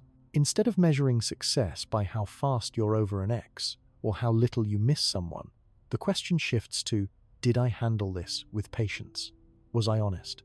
Did I show kindness or courage in setting boundaries? When you measure yourself by the quality of your actions and not just by the emotional ups and downs, you're less likely to feel like a failure when things are hard. You become your own support system, checking in with your values rather than chasing some imaginary perfect recovery. Dealing with reminders or triggers of the person you're trying to detach from is another challenge that benefits from Stoic tools. Anytime a memory, message, or sighting brings up strong emotions, notice it. Name it something like, there's disappointment, or that's loneliness. Then use one or more of the exercises above. Pause, breathe, write for a minute, or repeat your affirmation. The aim isn't to police every thought, but just to remind yourself that triggers are normal, feelings are temporary, and you get to choose how long to stay lost in a thought before moving back to what you want to do. For those who struggle with guilt or resentment towards themselves, journaling and meditation are especially helpful. You can write out the things you regret or blame yourself over, then practice forgiveness, even if you don't fully believe it yet. Marcus often reminded himself that everyone gets upset or confused, and that slipping up is human. This attitude helps cut the emotional charge from those old stories and opens you to a sense of self-worth that doesn't disappear just because someone else left or a relationship changed. It's also helpful to develop a personal mantra or motto, something you can repeat in overwhelming moments. Marcus Aurelius used reminders like endure and renounce, which aren't about suffering, but about remembering your own power to carry what you must and say no to what isn't worth carrying. It can be anything concise that lets you recalibrate, such as, this feeling will pass, or I don't have to fix everything. Bringing any of these practices into your life doesn't need to happen all at once. The biggest shift comes from picking one or two that resonate most. Maybe you try journaling before bed and start reading your thoughts out loud. Maybe you put a sticky note with a reminder by your bathroom mirror, or use the first 5 minutes of your lunch break for quiet reflection. Small, consistent efforts tend to work better than grand gestures or totally overhauling your routine. Stoic practices are not about being perfect. They're about giving yourself tools for real days, real pain, and real change. It's helpful to notice how these exercises add up. Over a month, looking back on old journal entries, you might see that your reactions are changing. Ruminations might get shorter. The urge to reach out to someone who isn't good for you fades from every hour to only now and then. You find more space in your mind for other priorities: work, friendships, even new activities. You notice small improvements in patience. Even slippages or emotional setbacks become easier to get through because you've seen yourself recover before. Connecting with others who are interested in the same ideas, or even just talking with friends about what you're trying, can give these practices more staying power. A lot of the difficulty in detachment comes from feeling like no one else struggles, but nearly everyone has wrestled with these questions. Even if you don't have a friend into philosophy or personal growth, just naming the practices "I'm working on pausing before I react," or "I'm trying journaling this month," can remind you that you're making intentional choices, not just sitting with pain. If you want to experiment, you can track how your mood or thoughts change as you try out these activities. Use a calendar or phone app. Give yourself a gold star when you sit for 3 minutes of meditation, or write a nightly note about what you did that day. Looking back over weeks or months, you'll probably see more resilience, less attachment panic, and a slightly steadier baseline, even if some days are still tough. Marcus Aurelius believed in returning to core practices again and again, not expecting instant transformation, but building lifelong habits. Journaling, reflection, meditation, pausing, affirmations, reframing, gratitude, solitude, and virtue-focused living each offers a practical way to train your mind, steady your emotions, and make better choices as you move through detachment and into the next stage of life. These habits work not because they erase pain or memories, but because they help you live with them more skillfully, with less fear and desperation. Every time you reach for one of these exercises, instead of your old pattern, maybe you pause for 3 breaths. Instead of firing off a text in loneliness, maybe you jot down your regrets instead of stewing in them. Maybe you take a quiet moment to notice the sun outside, or a meal that tastes better than expected. Build a little more confidence in your ability to survive the waves that come with letting go. Life keeps moving, and you get more sturdy on your feet each time you do something to anchor yourself in your own intentions, not just in fleeting feelings or reactions. In the long run, learning and using these Stoic techniques is not about never missing anyone or avoiding sadness. It is about handling yourself gently but with discipline. So emotional detachment becomes another part of living fully, not hiding from life. The more you practice the habits, whether writing, reflecting, meditating, pausing, or just repeating a phrase, the more you find that clarity and strength are skills, not accidents. You get to carry them forward, ready for whatever connections or changes the future brings. As you go through these practices in a real and steady way, it starts to become clear that emotional detachment from someone doesn't just reduce pain, it also gives you back something important that might have faded while you were tangled up in that attachment. Sometimes it's hard to see while you're in the thick of longing or heartbreak, but losing yourself in another person, especially in intense relationships, can blur your sense of who you are and what you want from life. When you finally start detaching, even if it's slow and sometimes messy, that distance creates a space where you can rediscover yourself, reclaim your freedom, and shape a life that's more in line with your personal autonomy and purpose. Most people don't notice how strong the connection is between emotional attachment and self-direction until something shifts or ends. You might look back and notice how much time you spent waiting for someone to reply to your messages, or how many decisions you made based on what would keep the connection alive, even when it wasn't always best for you. Small habits, like checking your phone every 5 minutes, or large patterns, like choosing a job, city, or friend group just because it kept another person close, start to stand out once the attachment breaks down. There's nothing wrong with wanting to connect or care, but when your life goals and daily decisions are shaped mostly by someone else's moods, needs, or even their dreams, it's easy to lose track of what really matters to you. Detachment becomes a kind of reset button. In the beginning, it might just feel like an empty space, a gap where there used to be routine texts, shared plans, or everyday rituals. This gap can feel lonely at first, and the urge to fill it quickly is strong. But with a little patience, that same space becomes the starting point to bring your own identity back into focus. You start to ask yourself questions you might have ignored before. What do I actually enjoy doing on a quiet day? Or, if I had total freedom this year, what would I really want to learn, try, or change in my life? It's both unsettling and exciting to realize how many choices are truly back in your hands. For a lot of people, the first steps away from attachment reveal just how many dreams and preferences were put on hold. Maybe you loved hiking or painting or reading certain kinds of books, but gave them up because your partner or friend didn't share the interest. Maybe you realized you hadn't set career goals for a long time, or that you stopped making new friends out of fear of rocking the boat in an old relationship.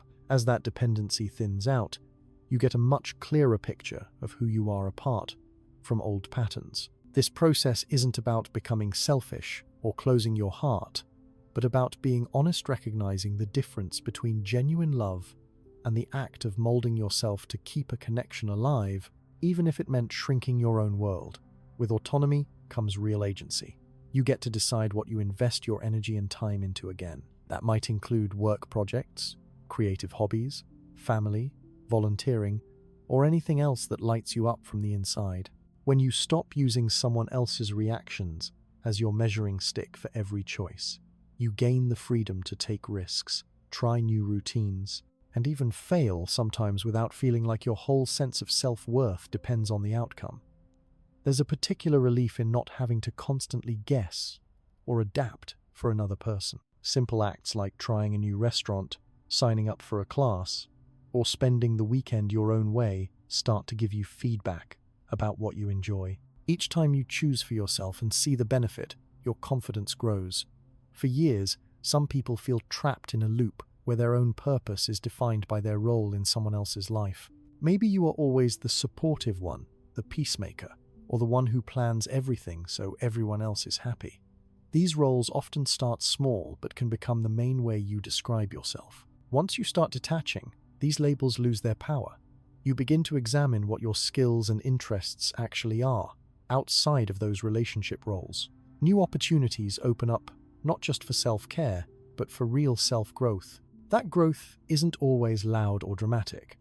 Sometimes it's enough to recognize that your energy can be spent on projects you believe in, not just maintaining harmony between you and someone else. One unexpected part of this process is realizing that your old routine might have been keeping you comfortable, but not truly content. Many people discover that when the anxiety of attachment fades, it frees up space in their mind and schedule for bigger dreams and long-standing goals. Instead of using energy worrying about what someone else is thinking or planning the next effort to keep peace, you start investing in your own learning, fitness, or curiosity. The end of one kind of closeness often brings the beginning of a more curious, ambitious way of living. Purpose doesn't have to mean chasing some grand vision or world-changing mission. When you detach, a more real and day-to-day definition of purpose comes into focus. It might look simple: taking care of your health, learning a skill you put off, spending time with family or friends who actually support you, or volunteering for a cause that inspires you. The feeling you get from doing these things is different from the fleeting approval that comes from keeping a shaky relationship going. It's steadier, deeper, and more rewarding, even during hard times. An important shift in reclaiming autonomy is setting boundaries, and not just with other people, but with yourself. If you spent months or years dealing with intrusive thoughts, replaying what-ifs, or blaming yourself for what went wrong, detachment is your chance to draw a mental line. You can gently remind yourself that it's okay to care, but not to ruminate on the past every day. You stop letting old arguments or guilt stories run your evenings or mornings. With practice, your mental energy returns, making you more productive and hopeful. It also makes it easier to say no to things or people that drain you, and yes to where you actually want to put your strength. Another thing that becomes clearer as you regain your independence is your values. A lot of times, while attached in an all-consuming way, you end up compromising on things that truly mattered just to keep someone close. Maybe you skipped standing up for yourself, avoided difficult but important conversations, or agreed with things that didn't sit right. Detachment creates a reset, letting you ask, what do I actually stand for? And what principles do I want my life to reflect? This clarity isn't just comforting, it's powerful. Your decisions start to line up with your convictions, which makes you more authentic, more comfortable in your own skin, and more attractive as a friend or partner in the future. With your own sense of direction taking shape, your relationships naturally become healthier. People are drawn to others who know what they want and aren't willing to lose themselves just to keep company. You set the tone for respect and honesty, and you're less likely to let new attachments take over your schedule or personality. Your time matters again, so you don't hand it over easily. Ironically, this makes you better at both loving and letting go. You participate fully in life, instead of waiting for someone else's approval or affection to make decisions. Rediscovering your purpose after detachment often brings new sources of joy and fulfillment. Putting your attention back on old dreams or new goals can be fun. For example, a lot of people pick up hobbies they once dropped, or start traveling to places that always seemed out of reach. Others realize they want to go back to school, change careers, or rekindle friendships that fell away during a previous attachment. It might seem small at first, but each of these steps is a declaration. Your life is yours again to shape, explore, and enjoy. Sometimes you'll notice pushback from old voices in your head, or even from friends or family who got used to you playing a certain role. Standing firm when someone questions your choices or tries to guilt you back into old habits is part of protecting your newfound autonomy. The urge to please everyone or keep peace might never go away completely, but with each small victory turning down an event you don't enjoy, asking for space when you need it, or prioritizing your own well-being over an old pattern, you teach others and yourself that your needs matter too. Detaching emotionally doesn't mean you cut everyone out or stop caring. It means you choose who, what, and how you connect, based on real compatibility and mutual respect, not just fear or obligation. The goal is a life where your choices reflect your own hopes, limits, and strengths, and where connections can come and go without making you lose your sense of self. Even your role in your family or friendships becomes more balanced. You can show up generously without neglecting your own needs or swallowing your voice. A major benefit to your sense of autonomy and purpose comes through feeling steadier even when life shifts or people move in and out. You get less shaken by external changes because the anchor is inside you, not out in someone else's approval or presence. Every time you wake up and shape your day even with simple choices like breakfast, exercise, or reaching out to someone you admire, acting on your own behalf. These small actions are what add up to feeling purposeful, even if you're not changing the world. Another result of detachment is that you might find yourself enjoying your own company more. Being alone moves from something to fear or avoid to something peaceful or even refreshing. You'll have space to reflect on your progress, maybe laugh at old fears, or rest without worry that someone else's feelings or reactions are controlling your mood. When you do choose to spend time with others, it's on your terms and based on shared interests, which often leads to stronger, more equal relationships. Over time, the habits and mindset shifts you invest in, while detaching, actually strengthen your capacity for love and compassion. You're not so easily swept away by loneliness or the urge to merge your life with anyone who promises comfort.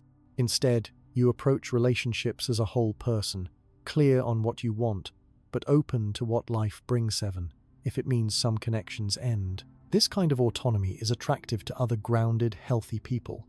It's also protective, keeping you from making decisions out of desperation or vulnerability when challenges come. Having personal purpose lets you move through transition periods like breakups, moving, or losing touch with friends with less anxiety. The world might feel unpredictable, but you have roadmaps, habits, and goals that come from your own core. You're flexible, but you're not drifting.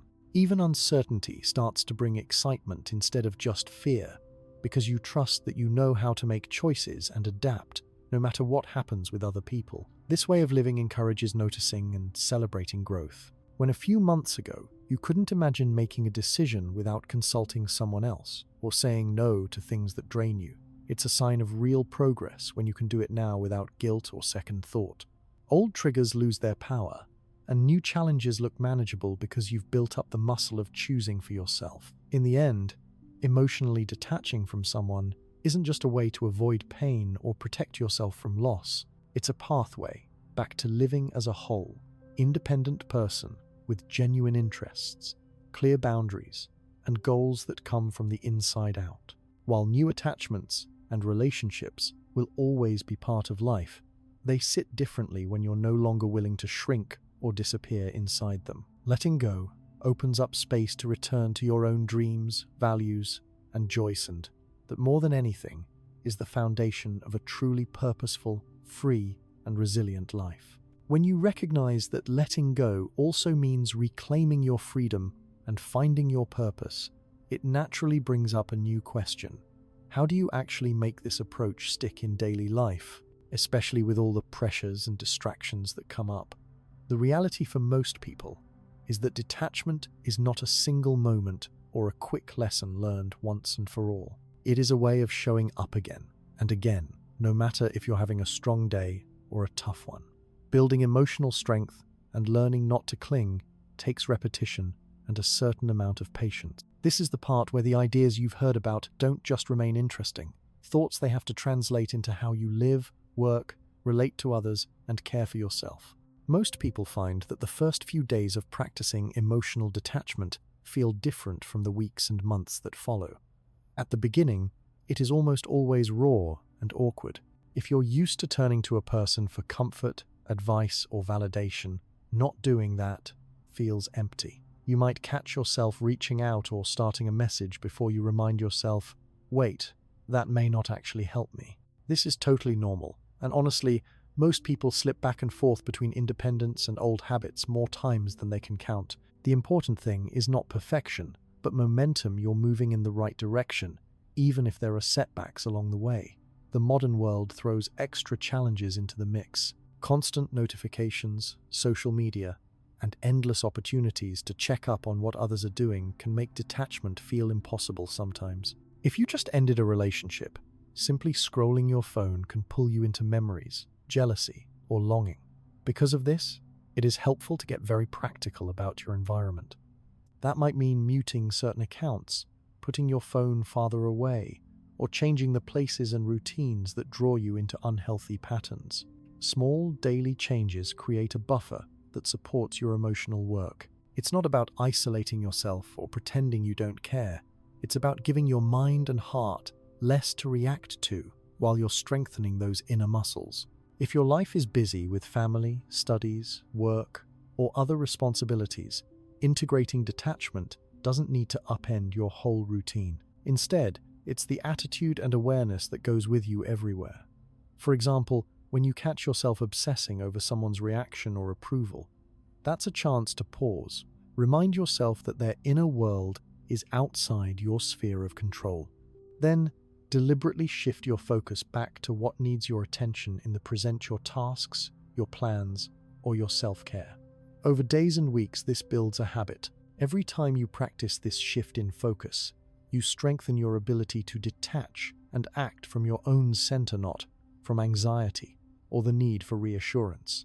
Real-life demands make detachment more complicated at certain moments, when you work with someone you care about, or share a household, or can't avoid seeing each other. In these cases, healthy detachment requires clear mental boundaries, maybe even more than physical ones. Instead of replaying every conversation, you work on centering yourself before and after interactions. You might plan a transition ritual after taking a walk, a cup of tea, a short time writing so you don't take the emotional churn into the rest of your day. Over time, these little rituals help your nervous system reset, making it easier to create distance internally, even when external circumstances don't shift right away. Sometimes people wonder if truly integrating detachment means shutting off or losing something basic about being human. Actually, the opposite happens. The less fear you have about losing a person or status, the more genuinely present you can be in your conversations and relationships. Since you're no longer acting out of desperation or people-pleasing, you show up with honesty, patience, and better listening. This makes connections healthier, less prone to drama, and more respectful on both sides. It also means you spend less time walking on eggshells. If things shift, you trust yourself to respond thoughtfully, which makes you calmer and more resilient.